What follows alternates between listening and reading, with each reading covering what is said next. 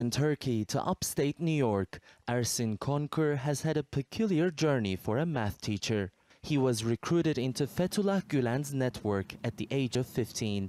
After that, the group determined his path in life, including his move to teach in one of the Gulen-affiliated schools in the US. But the day he qualified for permanent residency, he decided to expose the group. Compared to the ordinary American staff, we Turkish Gulenists in the school were paid higher salaries, a portion of which we were expected to pay back in cash, so they were channeling tax money to the Gulen Movement.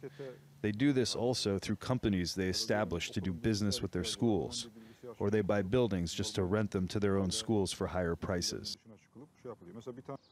Konkur is one of the rare defectors to speak up about the group. He says hundreds of other Gulenists have been brought into the US with professional visas to expand their network in the country.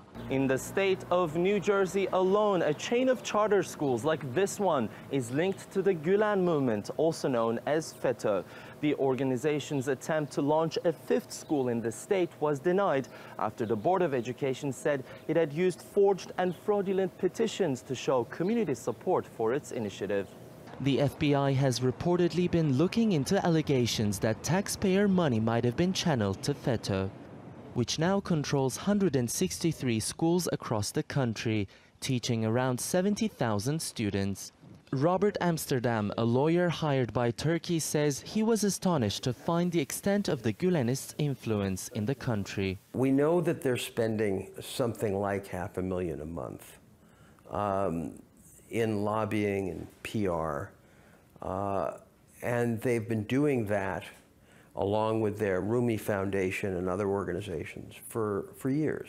No officials from Gulen-affiliated schools were available for comment. Does it work? I don't know. And equally hard to reach are dozens of think tanks and cultural organizations connected with the group. They're listed in directories, but with no phone numbers or officials to talk to. Turkish immigrants in the US have been trying for years to expose and limit the group's influence there. We still don't understand how come Islamic cleric has $1 billion to manage the whole organizations globally. There are over 200 Gulen-linked organizations in the United States nationwide, and most of them is focusing on cultural, business, lobbying, and education.